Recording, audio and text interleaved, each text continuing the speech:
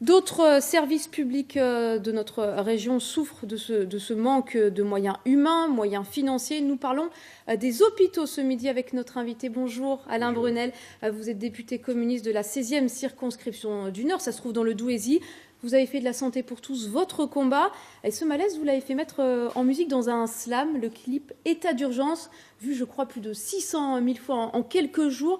3 minutes pour convaincre qui, pour sensibiliser qui? Sensibiliser d'abord les patients, le personnel, mais aussi l'ensemble des citoyens, parce qu'on dit que l'hôpital, c'est le bien commun et doit être mis sous surveillance citoyenne.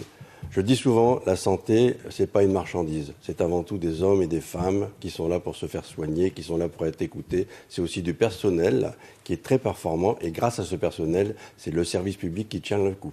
Alors, vous avez fait un tour de France pour écouter les uns et les autres. Toutes ces histoires, vous les avez racontées à Hugo Dess.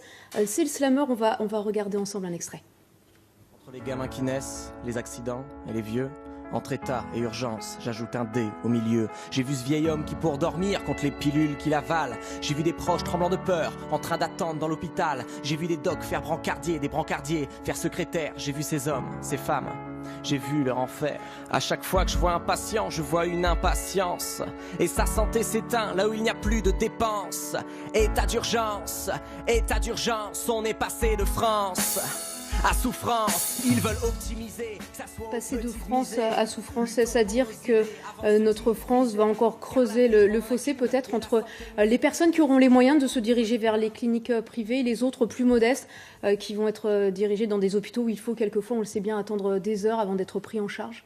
C'est exactement ça, parce que la France, elle est vraiment en souffrance, parce qu'aujourd'hui, on a une France qui est complètement divisée, on a une politique qui fait un bénéfice beaucoup plus pour les riches et moins pour les autres catégories, et on a à peu près 30% de gens qui veulent même plus se faire soigner, qui veulent même plus se faire soigner. Donc c'est ça la France d'aujourd'hui, c'est une France qui est vraiment divisée. Il y a une catégorie de ceux qui peuvent, une catégorie de ceux qui ne peuvent pas, et là-dessus, nous on dit, c'est pas possible, on peut pas laisser faire, et c'est pour ça qu'on a fait aussi ce slam, pour sensibiliser, pour que les gens ils puissent écouter. Ceux qui sont d'accord nous le disent, et ceux qui sont pas d'accord, il y en a très très peu, parce qu'ils disent il n'y a pas que le public, il y a aussi le privé, et nous on a fait ce slam pour dire, voilà, il faut qu'on fasse quelque chose pour l'hôpital et on compte sur vous. Le personnel soignant, vous l'avez énormément écouté, il ne réclame finalement pas une hausse de salaire forcément, hein.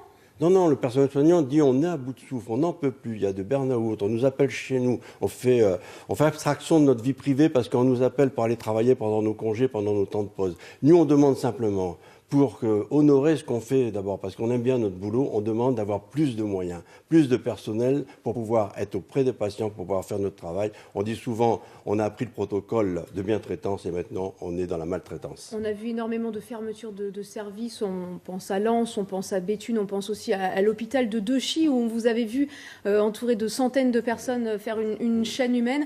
2 millions de coupes budgétaires avaient été prévues. Ça a changé des choses là ces quelques semaines? Ça a changé beaucoup de choses parce que d'abord les citoyens ont été sensibilisés, le personnel il y était déjà également, les syndicats effectivement aussi. Et là on a fait une chaîne humaine dans la diversité parce que je dis toujours l'hôpital c'est notre bien commun, il appartient aux citoyens, il appartient à tout le monde. Il faut qu'on le mette sur surveillance aujourd'hui, c'est un peu le but de cette chaîne humaine. Et on est très heureux, on l'a prolongé avec ce slam pour faire un peu plus grand, pour communiquer d'une autre manière. Et donc ça a changé parce qu'il y a un rapport de force, si j'ose dire, qui s'est établi autour de l'hôpital de Douai. Et les citoyens participent énormément pour dire on ne laissera pas faire. Le combat continue. Merci beaucoup pour votre message Alain Brunel ce midi sur le plateau du 12-13. Merci à vous.